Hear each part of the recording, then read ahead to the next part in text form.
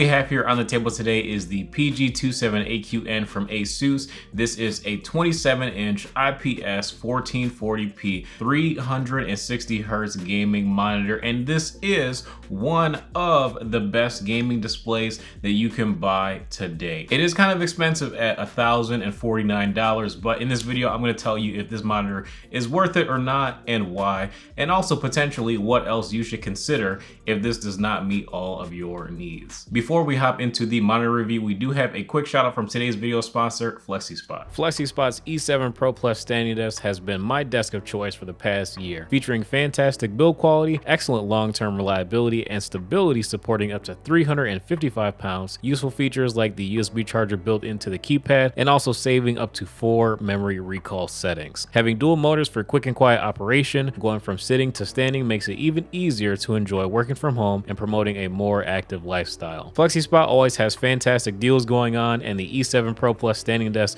starts under $600 and features many styles to match any aesthetic that you have going on for your office. With eco-friendly products, 30-day free returns, and a 10-year warranty, you cannot go wrong with FlexiSpot's home office furniture.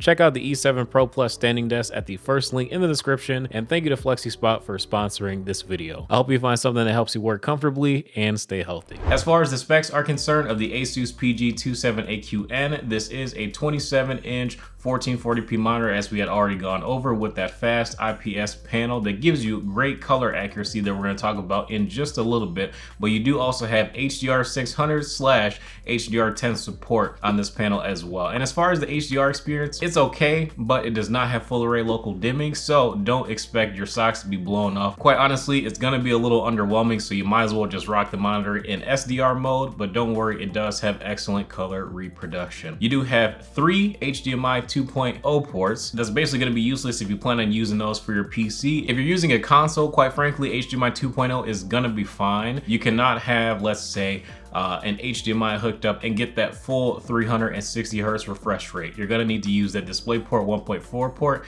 that they have available. That's gonna be the only one that's gonna give you that full bandwidth for the 360 Hz refresh. You also have 2 USB 3.2 ports as well as 1 headphone jack, and this monitor does not come with built-in speakers. Now, this monitor does have a pretty neat party trick where you can shrink it from that full 27-inch aspect ratio down to a 25-inch panel, and that's great if you want to get ready for a competitive tournament, or if you just prefer to play on a 25-inch screen. It's going to give you a more condensed view without losing any of the inherent benefits of this monitor. The color performance of this thing is also very good and definitely noteworthy as well. Quite honestly, if you're going to use it in the sRGB mode, it's really not even worth calibrating. But if you are going to blast the brightness, because the sRGB mode does indeed lock down the brightness where you can adjust it, then I would probably go with the scenery mode or one of the other modes and definitely go ahead and buy a calibrator to get it dialed in, and you can get better results than from factory, even with higher brightness than recommended. I was able to measure 94% of DCI-P3 coverage, and quite frankly, I definitely could use this monitor for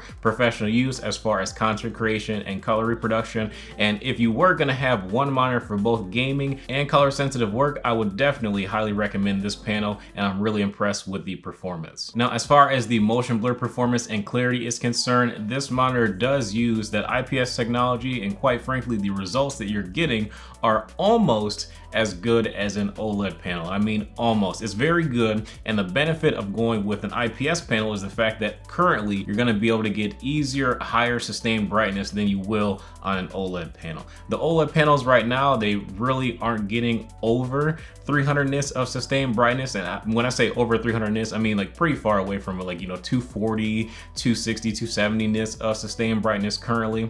Maybe the ASUS Endgame monitor will change that, we'll see, but currently most of the OLED panels are not getting nearly as bright as the over 400 nits sustained brightness that the PG27AQN was able to hit, being an IPS panel. But with that being said, and before we move on, I do want to let you guys know that since I do have both of them in-house right now and have been playing on both the LG 27-inch OLED and the PG27AQN, I would be hard pressed to tell you that the AQN makes me want to switch from the LG, because it doesn't. The motion clarity that you actually see when you witness it in person is just different on OLED monitor technology, and I would be lying if I told you anything else. Now, personally, I have not used BenQ's updated TN panel with the Diag Plus technology and running at 360 Hz on that 24.5-inch screen. I will be testing that one at some point in the near future, but currently, when it comes to the highest end IPS monitor, the ASUS PG27AQN at the moment, and the LG OLED 27-inch, and we also have some other 27-inch 240 Hz OLEDs that are imminent, I would still go with the 27-inch OLED, even having that lower sustained brightness, because quite frankly, it gets bright enough. And if I'm also playing a game that has good HDR support, the OLED monitor is gonna blow the IPS monitor out of the water 100% of the time. The experience is just different. And that's just a quick comparison of like IPS versus OLED and which one I would pick and why. But it's not all sunshine and rainbows when it comes to the OLED monitor from LG, because that monitor, quite frankly, does not have that great of color reproduction when it comes to content creation and color uniformity across multiple devices. PG27AQN mops the floor with the LG panel currently, and I would definitely trust the PG27AQN a whole lot more if I'm producing content for other people to watch than the LG. So again, if you are looking for more of a jack of all trades, AQN is definitely going to be your way to go. But if you are looking for the most immersive and better gaming experience and also better content consumption experience, not creation, but content consumption, then I would definitely take a look at the LG or maybe one of the other upcoming OLED monitors that we have on the table coming up this year. The PG27AQN is definitely going to be one of the most balanced monitors that have come out recently, and reason being, this thing just does so well on so many levels that it's hard to find fault with it. But I still was able to find two faults with it, and we'll get into those real quick. So the first fault is this does not have ASUS's ELMB Sync technology, which is where they insert black frames to give you an even clear image. And I'll give you just some quick screenshots right now of BenQ's black frame insertion and what kind of difference it makes on the same panel and how improved that image could be. And even though the image on the ASUS is good, it could always be a little better, especially when you're competing with OLED and Diag Plus technology. And also for $1049, I would like to have that feature available, because at that price, it just makes sense to have every single ASUS feature under the table in one panel. Now, the second thing, of course, is going to be the HDR performance of the panel. And like I said before, this HDR experience is okay, not something that I would ever use. I would definitely be sticking to SDR and not worrying about having HDR enabled in game or in Windows, just because without having that full array local dimming, instead of just having an edge lit panel, quite frankly, if they were to include a micro LED or mini LED backlight on this monitor, that would have jacked up the price even further beyond $1049, and also at that blazing fast 360 Hz. So with that being said, that brings me to my last point, is that I do think that this monitor is just a little bit too expensive. It is definitely one of the best gaming experiences, and of course it is a top of the line IPS monitor for competitive use, but I definitely do think that a more fair price for this panel is going to be $749 to $800.